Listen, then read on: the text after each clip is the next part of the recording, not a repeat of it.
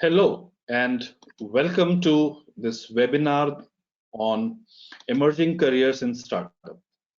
Of course, we all know that startups have been a very interesting proposition for quite a few of us who are actually looking at career options, and also people who are following news would know that the careers in startups have almost accelerated. And that acceleration is not only in terms of careers, but if you look at, for example, even the kind of way the sector has been growing, it is phenomenal. For example, there is a report from US India Strategic and Partnership Forum, which suggests that in the next 5 years, India's tech sectors can attract more than $21 billion in investment. Not only that, it would also create almost 500,000 direct jobs and 1.4 million indirect jobs. Now, when you look at digital transformation at the center of its plan and the entire startup ecosystem, it also is very encouraging to see that government has also put something called Startup India, whose aim is to build a strong ecosystem for startups that boost economic growth and job creation. And interestingly, when you actually go to the Startup India site, you would find there are more than 41,000 startups recognized by them. And they have already given a funding of more than 4,500 crores to more than 375 startups. Now, when you look at some stats like this, you realize that in the last 1 year, despite the COVID, there were more than 14,000 startups that actually got created, which tells us that despite the failure rate of 90% that people talk about, there is enough excitement in the air about startups, and therefore there is no reason why we should not talk about it. And to look at what people can do in order for us to be able to make a career in startup, we have four eminent panelists. The first panelist that I'm going to introduce is Dhruvam Thakkar, who is a founder of Smart Taxi. Now, Dhruvam is a risk-taking and self-motivated individual who started his own business, which was a bootstrapped venture called the Smart Taxi. And interestingly, this venture does not aim to become the largest taxi service in India, but it wants to become India's ranked #1 cab service in terms of customer satisfaction. In fact, Dhruvam, along with a degree in business administration and skills which he learned during his education and his professional experience, allowed him to start this startup. He quit his job, he started doing market research to evaluate his idea, and he actually himself carried out a research which was about 10 questions, which was related to the question, to the concept of his cab, and he started with one cab based on the feedback that he got, and over a period of time, starting 2016 in Ahmedabad. Now today they have 920 cabs, and services are available across 42 cities in India, and they're expanding as we go along. In fact, Dhruvam's in areas of interest is not only startup and technology, but also training. And it'll be great to hear your views, Dhruvam, today. So if you can wave to the audience will know that I'm talking about you. Hello. Thank you so much for such a brief introduction. Thank you. Well, thanks, Dhruvam. The second panelist is Sapan, who is a co-founder of Monk at Work. And that is very interesting profile that you would find. Sapan actually comes with a rich experience in the field of leadership development, cultural transformation, and he has a long experience and study when you talk about this concept of mindfulness. In fact, Sapan's background in corporate strategy enables him to bring sharp focus on organizational priorities and clear business impact. Sapan, in terms of his industry experience, has worked in energy industry, which is renewable energy, and he also worked in US for a brief stint. Having worked with multiple people across different cultures and continents, he brings unique insights to the workplace behavior. In fact, Sapan is a certified master life coach, certified master practitioner in neuro-linguistic programming, and he is also certified in psychometric testing from SciTech UK. Sapan is also trained in Vipassana meditation, and he keenly studies Gnostic wisdom. And in fact, in terms of areas of interest, Sapan's areas are leadership, workplace behavior, and corporate strategies. So Sapan, welcome to this panel.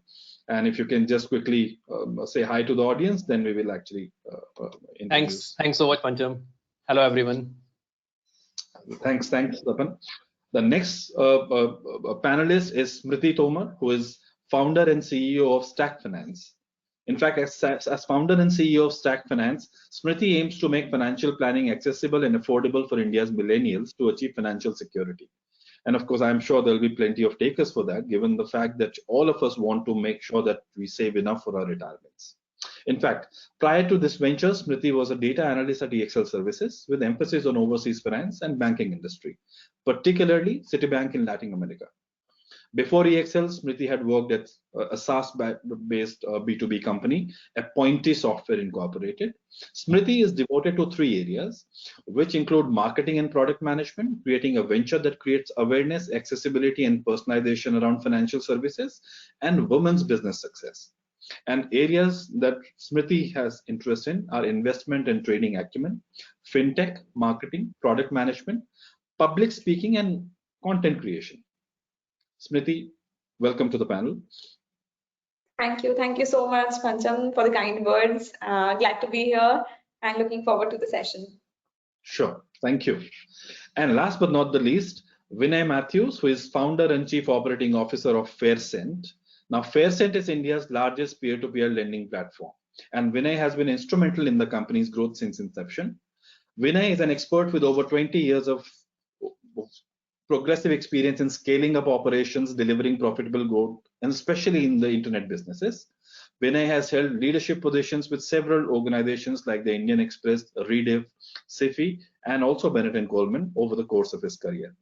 Prior to founding Faircent, in fact, Vinay was working with timesjobs.com as the national head of sales and service delivery. And Vinay's area of interest happens to be leadership, how to scale up operations, and how do you grow profitably. So Vinay, welcome to the panel. Thanks, Pancham. Thanks for having me. Cool.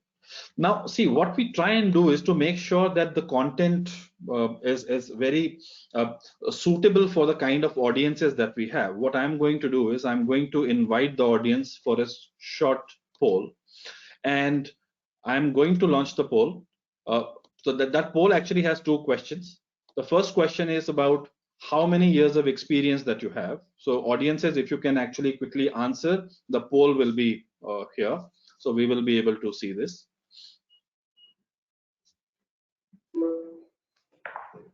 I think audiences are still putting in the responses. Once we have the responses, I'm sure we'll have that here.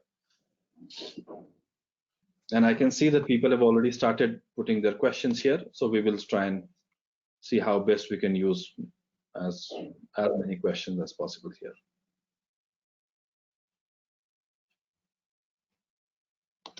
Interesting.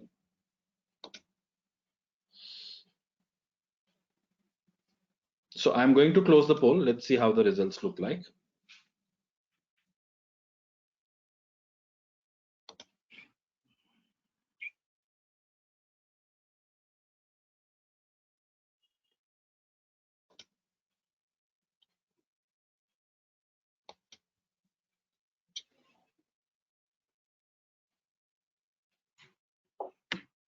Somehow it's not coming here, which is a bit strange. Can anybody see the poll result? Yep. Okay, because somehow I can't, which is strange actually. I thought we could see the poll result. So should I spell that out for you, Pancham? So we have majority of them, I think 50, close to 60% of them are 3+ years experience. Yes, so majority of the people are 3+ experience. I can see it on the side, but I can't see it on the main screen, which is all right. So now what I'm going to do is I'm going to launch the next poll, which will allow us to see a couple of, in fact, yeah, I've hidden the poll and now I can see everybody. So I'm going to look at the second poll, which will talk about what kind of functional experience that people have. So I've launched it. So audiences, if you can quickly help us know which functions you are from, so that will also enable us to have our questions right there.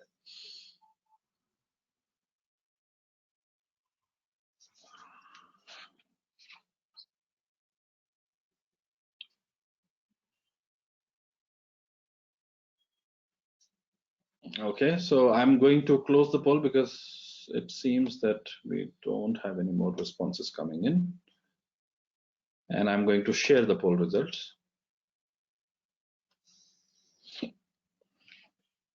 So interestingly, 25% of the people are marketing and sales functions. Very few people from product and technology functions. 30% in HR, 15% in finance, and 25% in other functions. That is actually interesting. Okay, so the composition. Looking at the composition, are so panelists. I mean, you know, I'll start with Sapan, since you have done a lot of work in the area of workplace behaviors. So does this split in terms of functions appear slightly interesting and different to you, based on what, you know, normally you would expect product and technology people to come and talk in forums where we talk about startups? I think that's true, Pancham, so much, because I think perceptionally I was also expecting possibly maybe like 50% would be from product technology, and then rest 50% would comprise others. But I realize it's a fallacy in our own mind as well, you know, as it is in people's mind. I think people keep talking about you know, startups being more about technology, but I think, you know, that is becoming more and more clear that technology is more an enabler. It's what we are trying to deliver. I mean, we may do it with technology or without technology. So the functions, the actual service and the other functions become equally important, and very happy to see that people from different functions are here, because again, it's this fallacy that only technology people would be interested or technology people would have opening in startups. It's a fallacy. And just to let me close my statement by saying this, that we have a few openings at this point of time and none of them are in technology at this point of time. Interesting. Well, thanks, Sapan.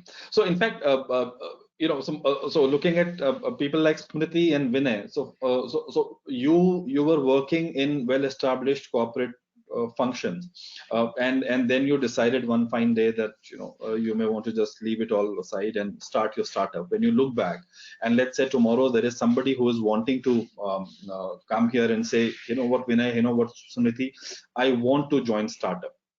So why would people want to join startup? So I'll start with Vinay and then I'll come to Smriti, and then we will start the thread of conversations. Okay, so I think first we have to understand what startup means. Okay? A lot of people have this wrong notion about, you know, startups. Just because an organization is, you know, been there for some time does not mean that it's a non-startup or a, you know, organization. So basic fundamental definition of the startup is that if the revenue lines and the revenue models are not established as yet, okay, it'll be called a startup. And that's the reason I think Flipkart, even after 10-12 years, is still called a startup, because you don't know if you stop discounting the products. I'm just giving an example. You know, will the takeoff be as good as what it is right now? Yeah, so the predictability, the stability of the models is yet to be proven. That's the reason these are called startups. Okay? So if you're doing a job which is traditionally existing, okay, and you're trying to kind of rebuild that through technology, as Sapan said, you know, technology is an enabler. Okay?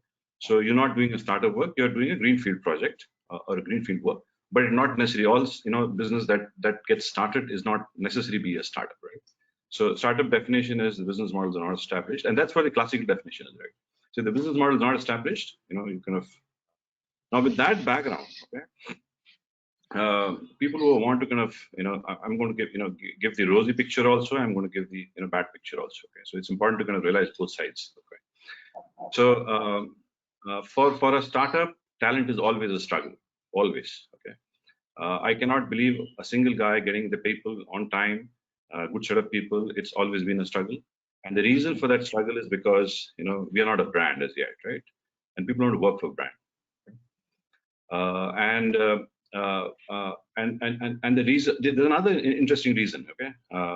People want to kind of go to startup primarily because of some, you know, solid reason, okay? Now, if that solid reason is missing, okay, or that belief system is missing, and let's call this belief system, you know, let's say they are going to kind of change the world. Okay, let's say that's the belief system, right? So if you have that ability of going and changing the world, okay, then you should go and join a startup. Okay, if you don't have that in you, then you're better off not to join a startup. Okay? Because what happens is that in a startup, you may not get the money. People talk about startup pay more. No, they don't pay more. You got it all wrong. Okay, startups don't pay more. They kind of pay less and make you work harder. Okay, so the people who get paid more are the ones who do kick-ass work, who are wanting to change the world. Otherwise, very few of them kind of. So it's important to understand this. A whole lot of people don't believe in themselves. Okay.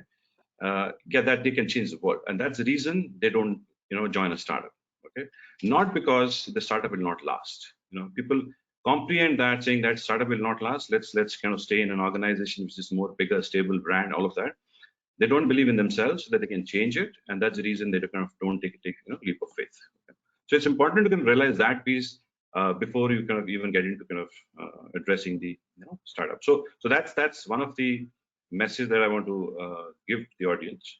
No, I'm glad that you talked about it, Vinay. Actually, what you gave is very interesting. So basically, what you're saying is why people should join startup is not for money, not for maybe a huge acceleration, but for the conviction that they can do something which will change the lives of many people.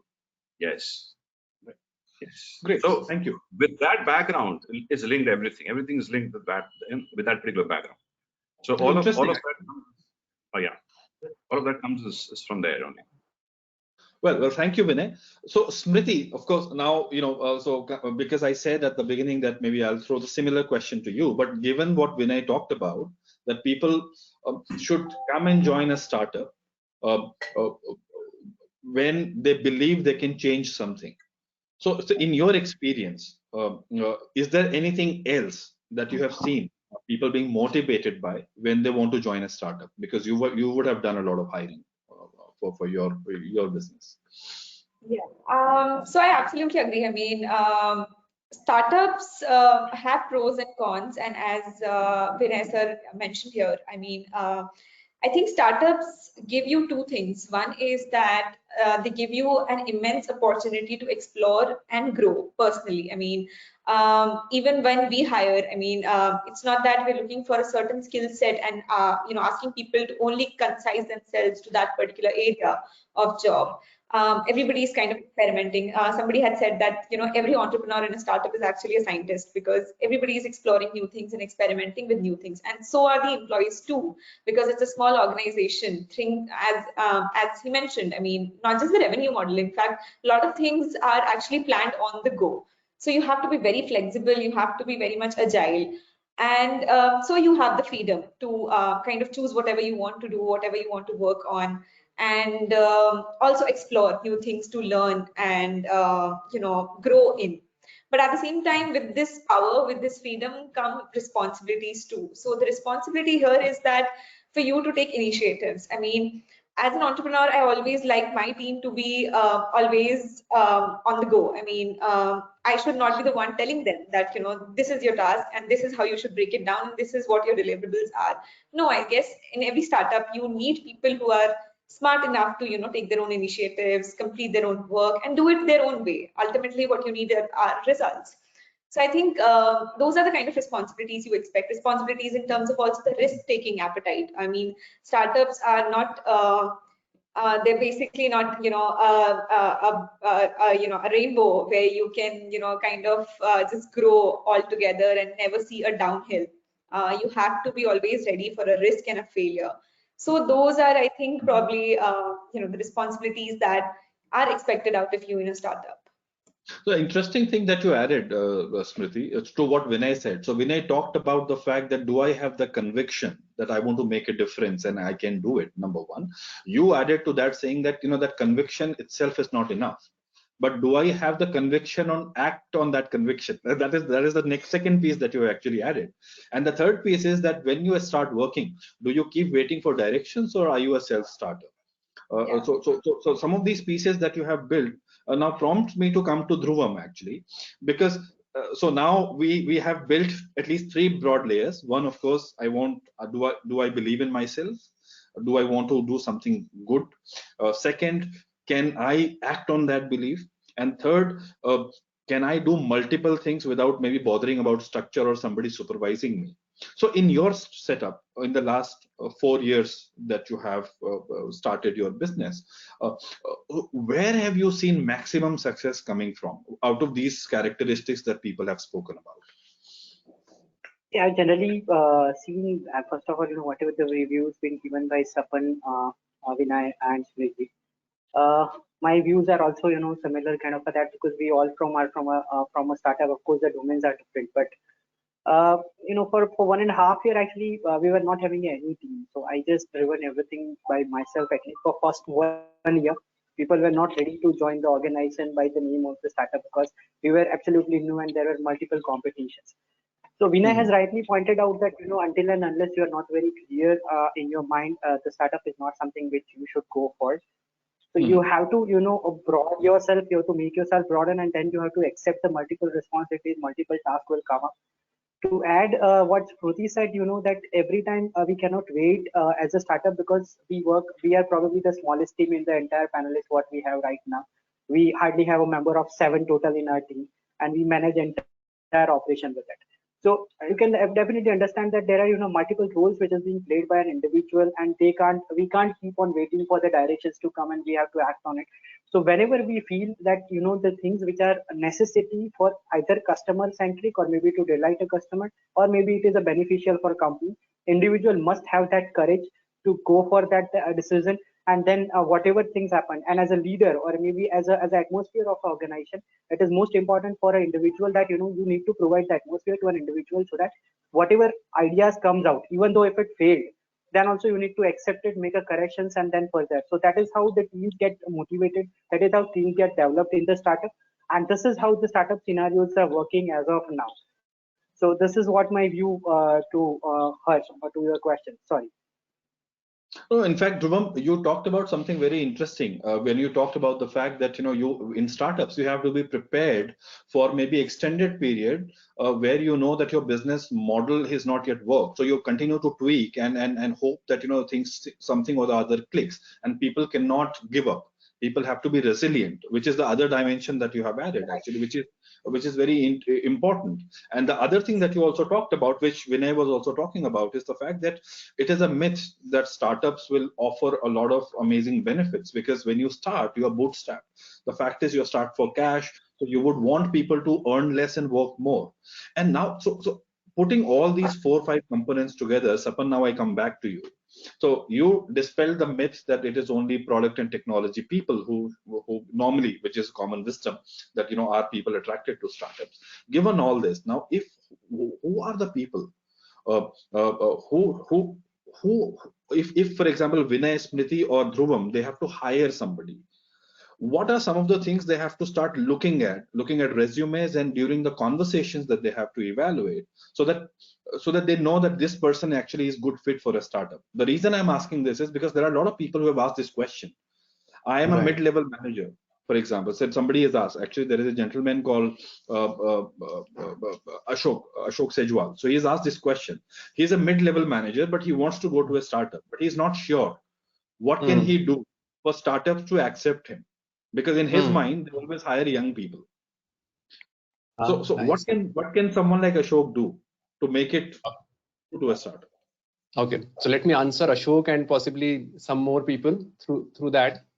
I think what Vinay, Dhruvam, and Smriti spoke about, and if we can summarize, and let me not share it from their angle, let me share it from the angle of, let us say, Ashok.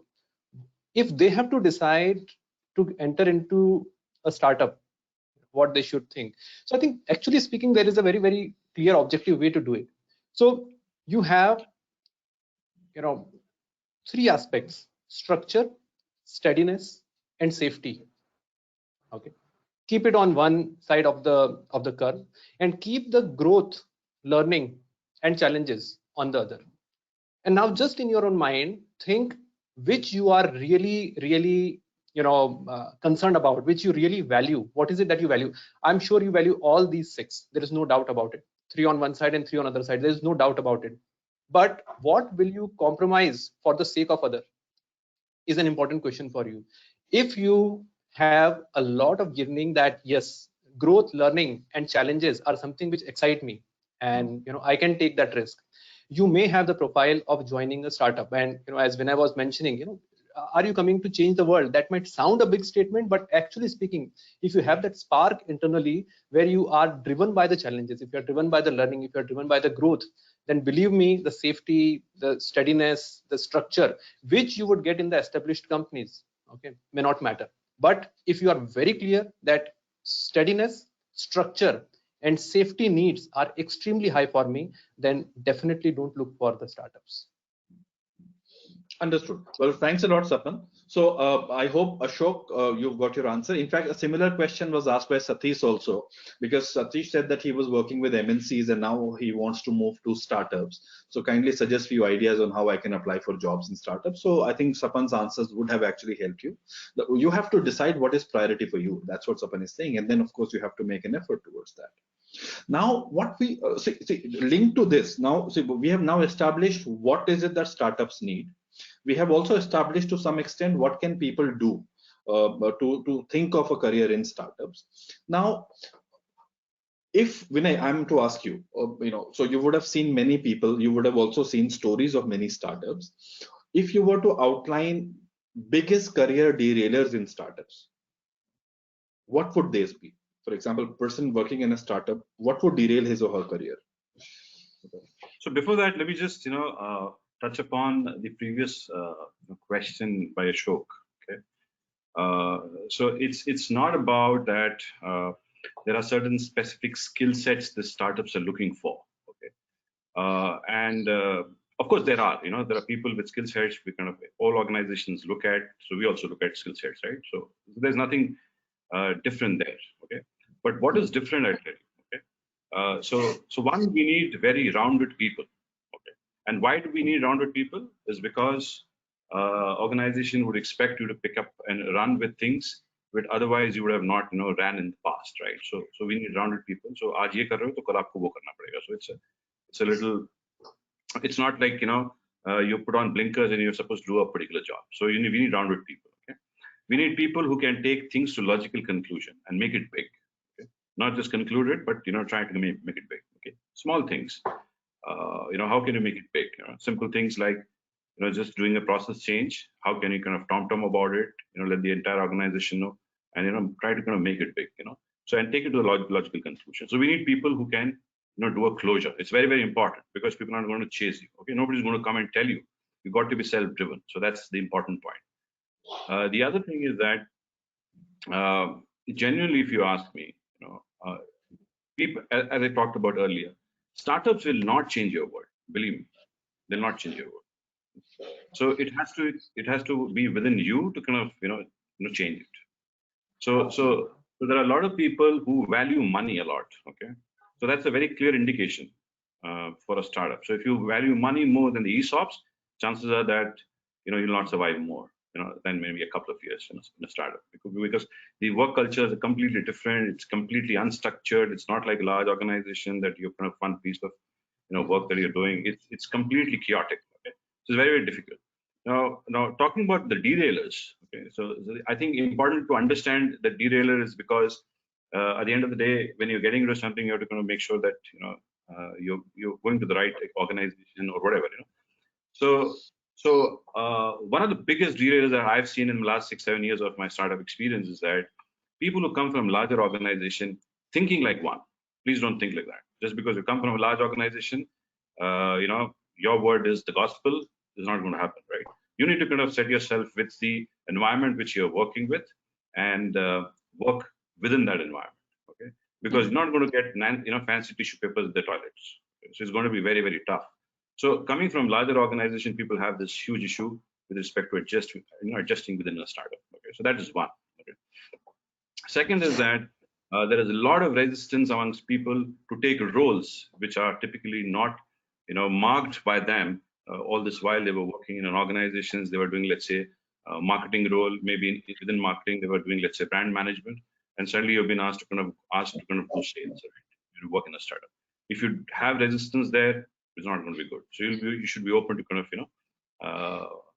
picking up any kind of job to kind of work in a startup, right? The other thing is that if you can't move fast, okay, when I say move fast, startup pace is very fast because you're young, you're very vibrant, you kind of pace out very fast, and this can irritate a lot of people, okay? And it irritates primarily because the founders could be completely irrational. They might have a very extended, large discussion today, and the guy will start to go to work, and tomorrow will come and change it. Okay, so it's a change which happens every day. I would say every hour. It's that kind of change. A lot of people are not used to that kind of change, right? Because they work in a certain environment, which they are supposed to do a certain kind of task, and they've been doing this for a very long time, and suddenly a change disrupts them. Okay, so they're not used to that. So you have to be used to that. Only then you shouldn't look at kind of the complete derailers otherwise. Okay. The other thing is that when I talked about completely unstructured environment, it's primarily because the revenue lines are not very clear, right? Revenue models are not clear. And that's the reason I think the complete unstructured environment works. Okay? Because this is not working, something else has to work. If this is not working, there's another 2-3 things that we try to kind of make it work. The idea is to kind of make things work for the revenue models to get established. So yeah, so I think according to me, these are some of the few derailers. But if you look at it from a qualitative point of view, I think there are only 3 very, very important quality that is required. Top 3 qualities, if I may call it. So I think number 1 is integrity, okay? The honesty, the commitment of work, and all that. You need to kind of be honest with your work. Intelligence, and intelligence is not that you have to be from IIM or from IIT. Intelligence means you have to be a creative person. You should have common sense. Okay, people who can apply themselves. Yeah.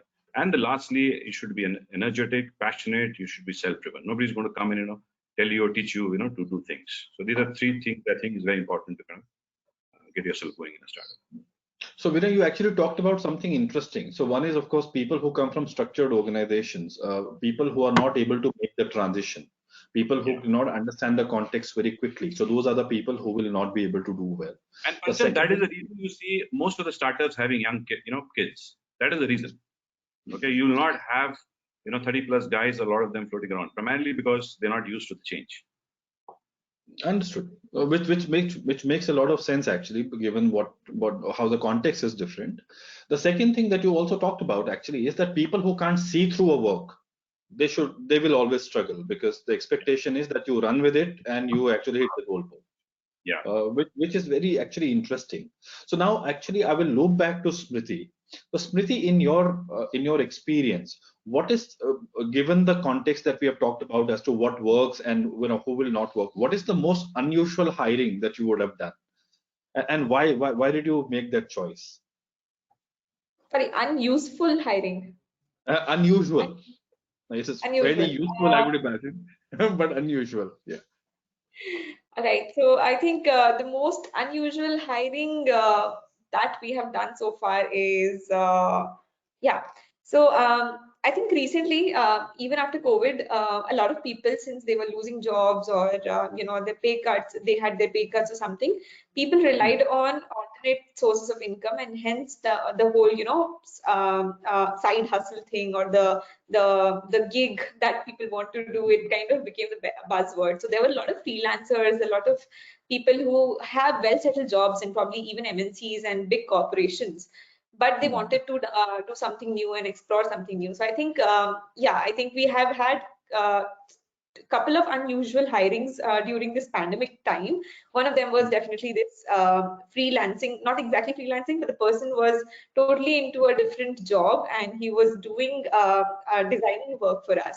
So that was one. And second is, I think, I think we hired a designer who was based out of Europe, and that was quite unusual because I think that this is one thing that I faced a lot. I mean, in India, when we look out for people who have out of the box thinking, because design is all about being creative, being thinking something different, and because a product is aligned for millennials, we need something which is extremely unusual, extremely attractive, and so we could not really find somebody who could think out of the box. And we hired a student actually who was based out of Europe, and he was a fresher, not really very experienced, but really good at work. So I think that is the second one, and probably I guess the learning was that experience does not always matter.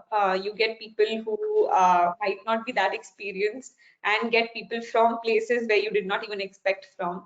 And second is that you should not restrict yourself, as I think Vanessa also mentioned, that you have to go out of your comfort zone. Somebody is just maybe a developer does not mean that he cannot kind of start something else tomorrow, cannot get into something else, probably designing or I don't know, whatever.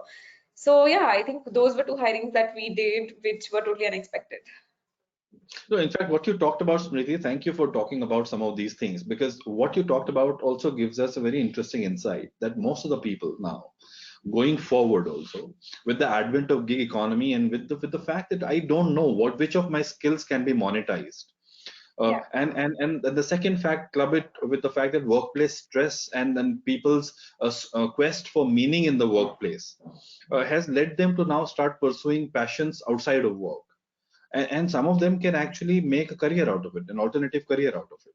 So yes, absolutely, and we have seen many people doing something like that, which I'm sure as we go along will continue to increase. So Dhruvam, there is a related question to you, but it is not about finding a job. So there is a gentleman who wants to open a school.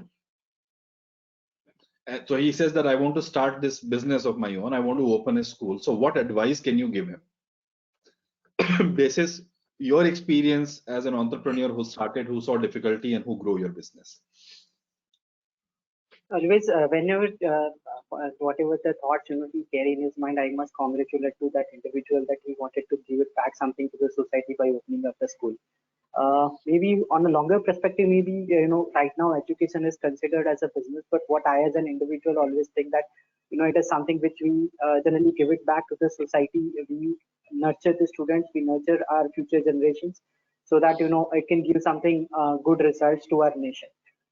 School, opening a school, first of all, that generally what people, they make a mistake whenever they wanted to jump to a business, that they wanted to see started growing or coming revenues and profits from day one, which is genuinely not possible in any of the scenarios. Being it whether you are a bootstrap startup, there are funded startups as well, there are bootstrap startup as well. Bootstraps, of course, they have very tougher days to pass on compared to the funded one, because they have very limited budgets, limited resources.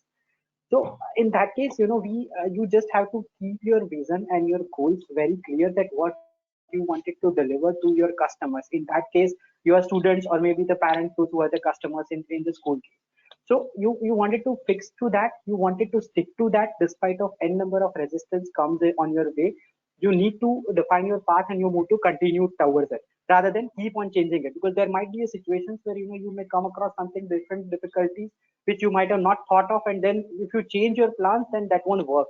So you need to continue moving in the same direction. That is the first point.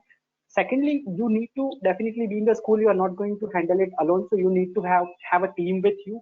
Those who are recruited, or whomsoever you are recruiting, you always make sure that they are aligned with your vision, because that is where most of the teams, they find a mismatches, and that is where entire organizations or startup gets collapsed. So whosoever are joining with you into this mission, they have to make themselves aligned to the vision, and it is a responsibility of a leader for you, that you need to pick up the right guys for your organizations, those who are absolutely aligned to the vision. Okay, and third and the most important thing is, whatever you are expending, means whatever the expenses are happening in your initial days, or maybe at the growth stage, keep a very sharp eye onto that, because that expenses plays a very great role into survival of a startup or a business.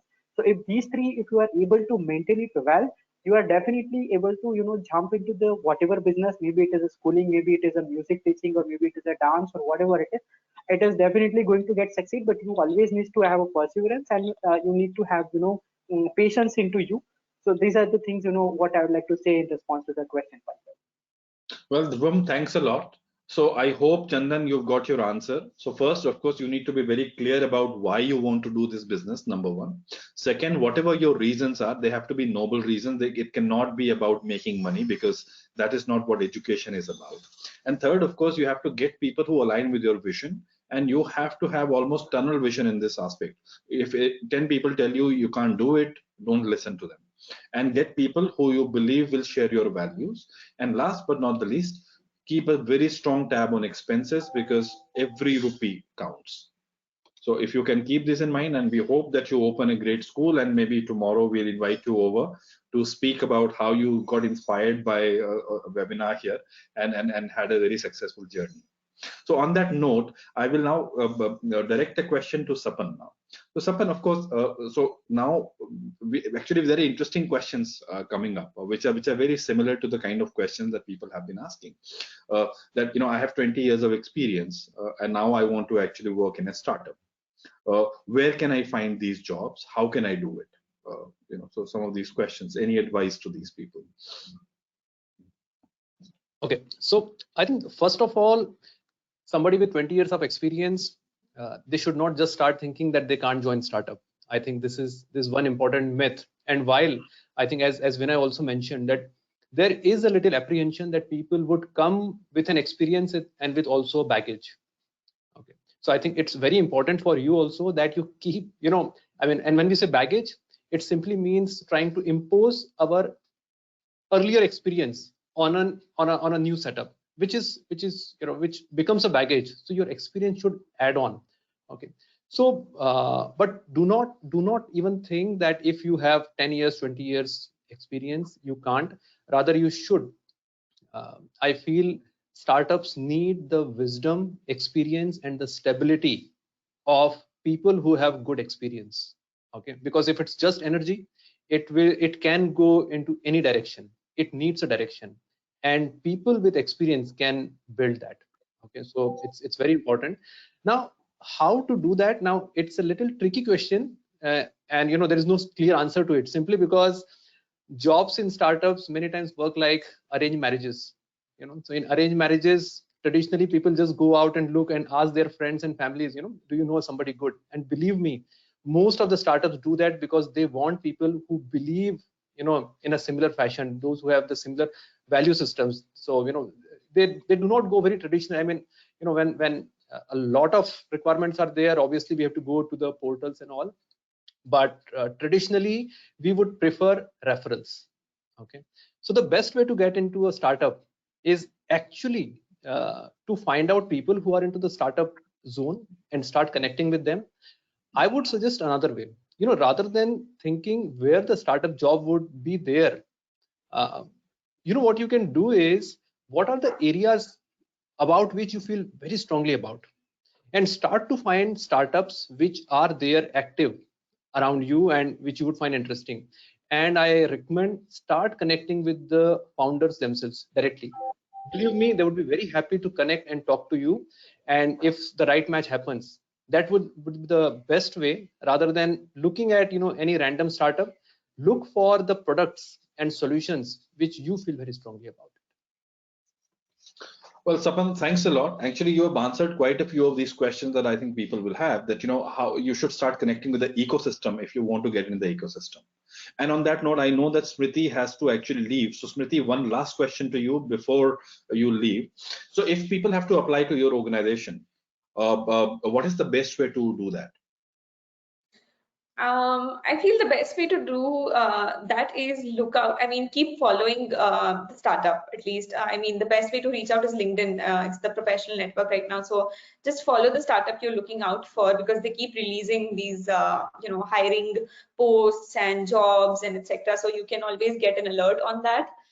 Second, I think, yes, connect to the top management. If you're not finding anything suitable for you, try reaching out to the founders or the top management at least, and give a very personalized note. I guess everybody welcomes something like that. If you believe that you have something which you can contribute to this particular startup, because I remember one of my fellow founders actually from another startup, he told me that he was hiring for some role and he got a message from a lady who just actually pointed out what were the flaws in their current marketing strategy, and she put out some solutions in that particular message. And he quickly was so intrigued and he wanted to talk to her in spite of that job already being closed. So I guess it's how you approach. If your approach is really good, you can easily cut through the clutter very well. So yeah, I think that's the best way out. Keep following the startups that you like, the industry that you want to get into, and yeah, reach out to the founders and the top management. Well, thank you, Smriti. So I do know that you had a hard stop at 4:45. So if you think that you want to move on, please, thanks a lot from our side, and we will continue our conversation with the remaining panelists. Well, thank you Thanks a so lot. much. Thanks. Thank you, Smith. So in fact, coming back to Dhruvam now. So Dhruvam, so when you started out, of course, now you have a team and you have a huge network of cabs and all. So tell us, for example, what prompted you to carry out that survey on your own in the first place? Because I think a lot of people would want to know that, as to where did this brilliant idea or that bright light bulb gets ignited, saying, oh, you know what, I must do this because there is something that is not working, number one. And the related question is, you are very clear about what you want to do. You want to become the number one customer satisfaction from a customer satisfaction point of view, not from the sheer size of business. So why that? Okay, so the first question was about what has made me to do the survey by myself. Of course, a very simple and honest answer is financials, because the day when I left the job, I was not left with much financial available. Being into a job for 8 years, definitely we know that we just started our career, and at that point of time we do not have that much value or money available with us so that we can jump directly into a startup. So that was the only point. Of course, I did approach to multiple financial institutions on a private side as well, but I could not found any of the support, because either they were not able to believe in my concept, or not either I was having any idea or maybe any numbers to represent to them. So that was the reason, and that has made me to decide that rather than depending upon something or some another sources, why can't I do that survey by myself? Because I did my management, so there were few things which I know. I had corporate experiences, so based on that also I know that how to draft a survey forms and also. I just designed a very basic and simple surveys, and I started walking on through street, and then I started filling up the form by asking the people. Many of them, they appreciated this effort. Many of them, they criticized too. So this was the reason, why instead of waiting for the resources to come, I decided to put my first step forward. And I was not sure whether it will get converted into a successful one, but fortunately things were happening into the right direction. We got a good number of results, and when we analyzed, we found that there is a possibility for this concept to execute in the market, and if we run it well without compromising on any of the vision or any of the values or direction, we will definitely on a longer term will be at the path where we wanted to be. So this has prompted me to do it by myself, and of course it was the analysis was very important. So I was not in a position to allow any of the compromise in any of the values, because entire concept was depending on that survey. So that is the answer to the first question. Now coming to, I'm sorry, I just missed the second question. Can you please repeat it? So why number one in customer satisfaction and not the largest, for example? So that's the choice. Right. Now see here again, whatever we do, we believe in very startup means generally for us, it is like a solution provider where we don't focus on any of the other parameters, to be very honest. Maybe there are startups who are focusing on to much of a balance sheet, much of a valuation, or much PV on our revenue growth. But for us as a startup, what is the most important part is we wanted to give customer delight. Everyone, those who are booking a ride with us, maybe they are 10, maybe they are 100, maybe they are 1,000, or maybe they are lakhs. So it is none of our concern, but whomsoever we are serving, we wanted to deliver something best to them so that they carry certain values and memories, and they spread amongst their relatives or maybe their inner circles. So that was the core strategy why the Smart Taxi started with, and that is the core strategy even today. Why we do not spend much on marketing, we just spread it ourselves on a word of mouth. People, those who are not with us, they just internally refer us to their friends and families, and 86% of our overall business even comes through that mode even today.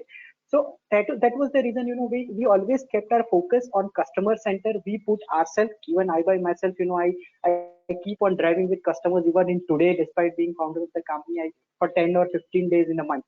I keep doing that. Even I just set it myself for the helpline, and I start lifting the calls and answering to customers. At least maybe 1 hour time is sufficient for me. So this gives an insight, and everything what a customer face in terms of a transacting with the company, in terms of talking to the people. So these insights are actually helping us in building or strategizing our policies and frameworks, which is more relevant and which is more centric towards the customer. And that is the reason, we have never framed anything. We don't want it to be a billion-dollar company, but yes, internally we know that if we keep focus, our customer satisfaction is the top priority. Sooner or later, definitely it will become, it will change, and it will help us in making a big company what we have a dream for.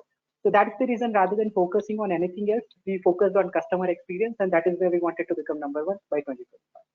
To answer your No, question. thanks a lot, Bhuvam. Actually, what you talked about is very interesting, because what you talked about is, so for example, the survey and carrying out work primarily, it may have started with a necessity, but to stay close to the customer and to market realities, you have to make sure that you continue to be associated in day-to-day business opportunities. You cannot detach yourself from what is happening around you. And the second thing is maybe unwavered focus, because that's what will get you eventually more success as you go along.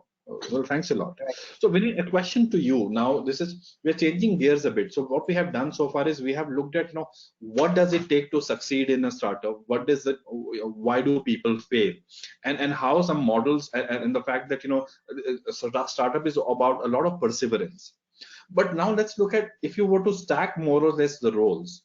So what kind of people in your kind of business get hired the most? Are they the technology people? Are they financial experts? Or are they relationship maintenance and client building people? Or any other role that you have? Is that to me, Pancham?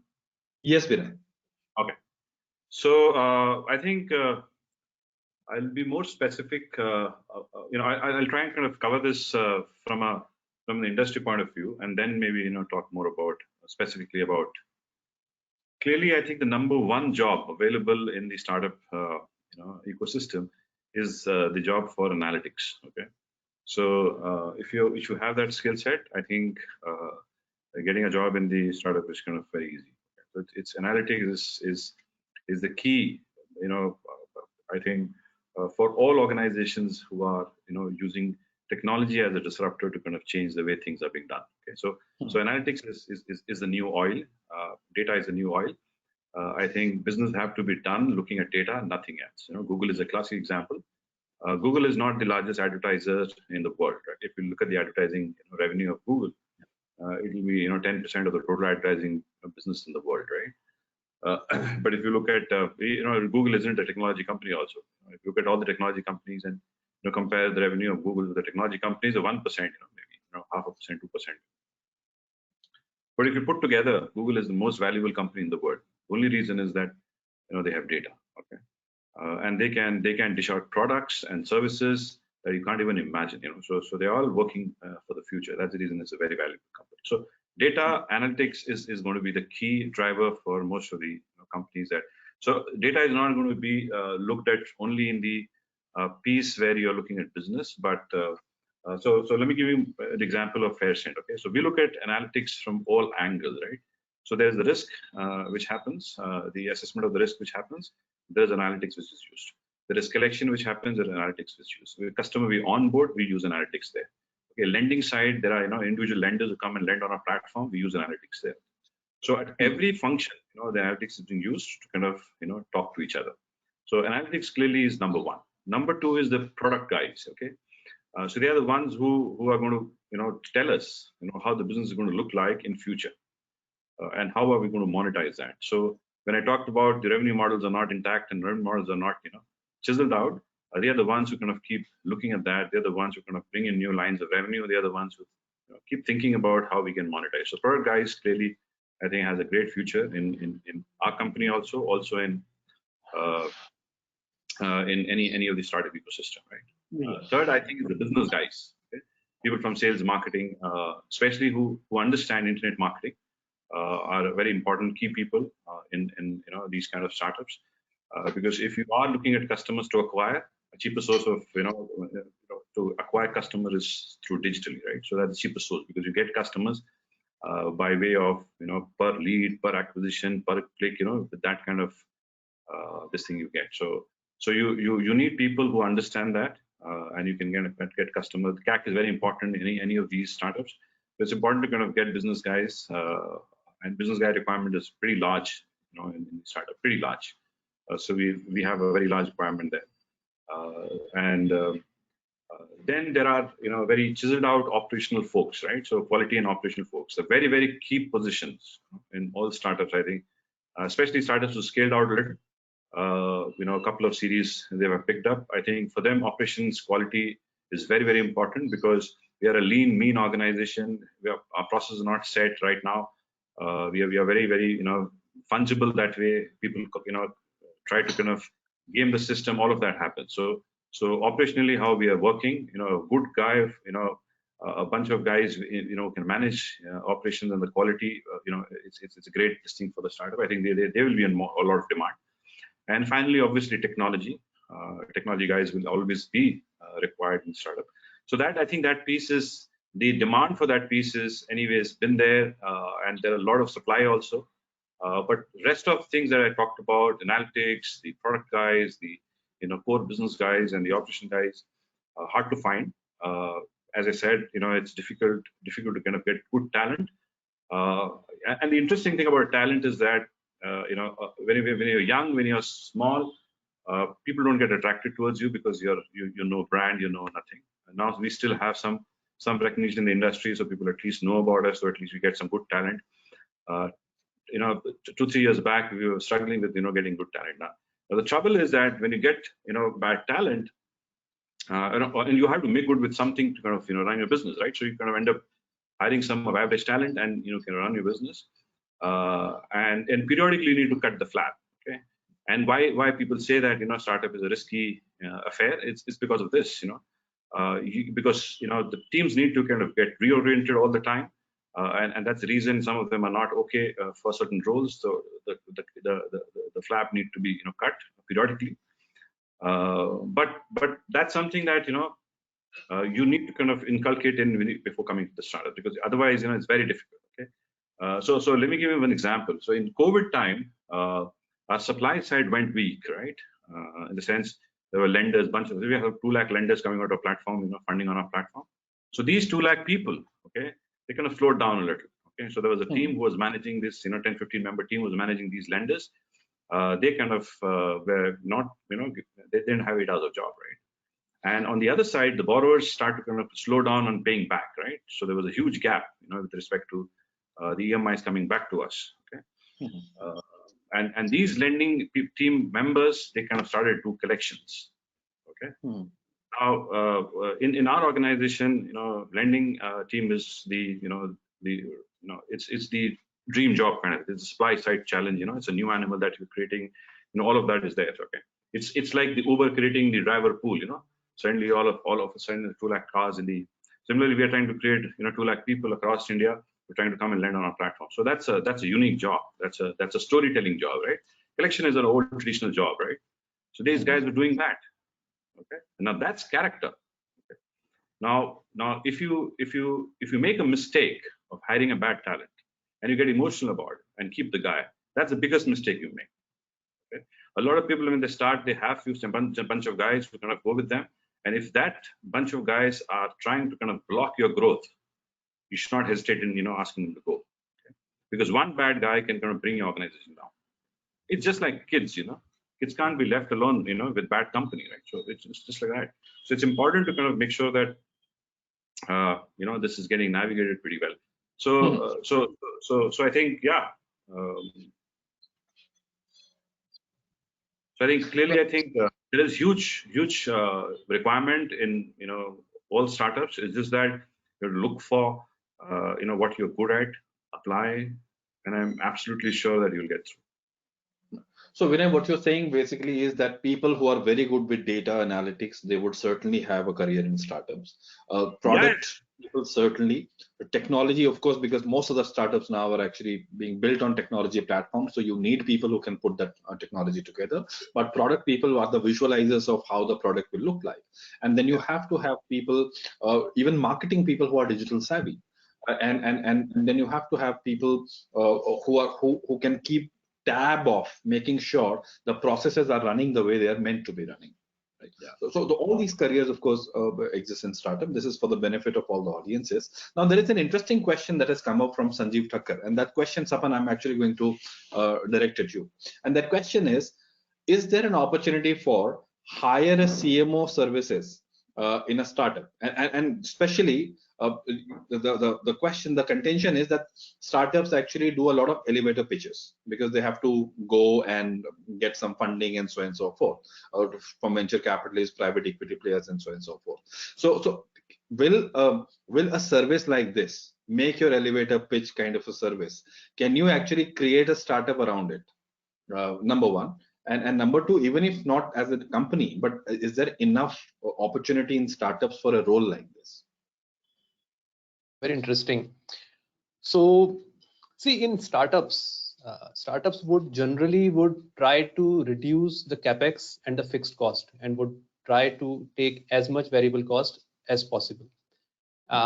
And for that matter, not only the marketing services, but any other services which they can sort of outsource, it would work. And if I understand the external CMO service, I understand it is something like that. The one of the biggest challenges in marketing as such a type of service, see, technology, it can be done. Okay, marketing, the biggest challenge is it is so much integrated to understanding of the product and connecting with the customer.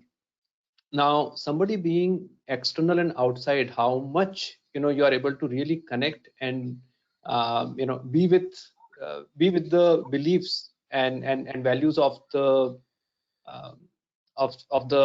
organization, it is something to be seen. Two type of organizations, I mean, you should look at possibly the mid-size organizations who are possibly not able to afford the full-time top management, head of the organization, head of the functions. I think those are the organizations who might want to try, but I think your proposition needs to be strong. I am I don't have a very clear answer to this part. This is very interesting, and a lot of organizations would want to do that because there is a lot of expense that happens on marketing and the success doesn't come. Now, how are you going to build the proposition? Given a choice, even I would want to look at your proposition and find out what is there for what is it that you can offer. So I would be very much interested, but believe me, I would be a bit skeptical as well. So you need to build the proposition very well, but do go for it, experiment it. It's quite interesting. No, Sapan, thanks a lot. In fact, we have two founders and co-founders here, so we can ask them, would you, for example, pick a service like this? If somebody came and said, I will help you improve your elevator pitch. So let me add that. So I tell you what, so if you're in retail space, retail business, right? So you're addressing large set of customers on both sides, or you're running a two-sided marketplace, just like Dhruvam and me running Fairshare. Clearly, you have to have a marketing guy yourself. Otherwise, you'll not be able to raise money. Okay? It's very clear. Okay? You need to kind of get into the thick and thin of marketing, how marketing works, right? You can't have an external guy. It's like running a tech company, not having a technology. Technology can be outsourced, right? But you can't have an outsourced tech running for you, and you're trying to raise money. Money will not come to you, right? So it's okay to kind of take these services if it is B2B business. I think B2B business can afford these kind of marketing services. But having said that, I think Sapan did mention a very interesting point. Whatever is the spend of the marketing, or what he's looking at to kind of spend, and what is kind of customers that he's wanting, the CAC we've talked about, customer acquisition cost. If you can bring that down, only then they'll bite it. Otherwise, Google is doing a fantastic job. You just have to log in and start advertising yourself. Okay, my wife does it. She's a doctor. Just look at that, right? She's a doctor. She does it herself, right? So it's not. So they made it so simple to kind of get customers going for yourself. So yeah, I think all of us sitting here in the panel, I think who's done a little bit of advertising in the startup would have done Google yourself. So that's my bit of it. So I don't know. It's interesting insight, actually. Yeah. So basically, what you were saying that you will prefer to have an in-house marketing person Yes. than to maybe outsource a service like this. Dhruvam, If you ask me, should I start this business? My answer is no. okay, get the picture. So Dhruvam, what about you? Is the same answer as Vinay, or is it a different answer from you? No, absolutely same answer, because being a services like this and being a marketing guy, we always need to understand your business in a very it has to flow in your nerves, so rather than hiring some external agency, because I'm sure this agency, if I'm hiring a CMO service, he is not going to exclusively deliver that services for me. I'm sure he must be associated with many other organizations, and I'm pretty sure that he will not be able to give his 100% in the entire effort what he. So again, from my side also, it's no. Oh, interesting. So Sanjeev, I hope that you've got your answer, at least from the three panelists here. They believe that even if there is an opportunity, it is with a pinch of salt. And I think you will have to just think about what your proposition is going to be and how big can you make it, and to what extent you can demonstrate a value proposition to anybody who would be willing to consider your services.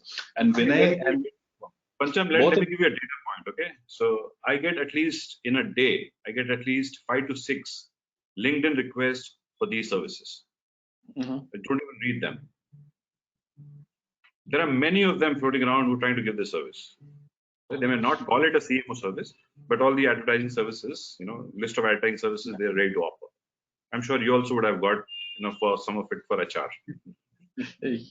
Yes, you're right. And one piece of advice: please don't make it for adding to the elevator pitch. I mean, it will not excite the businesses.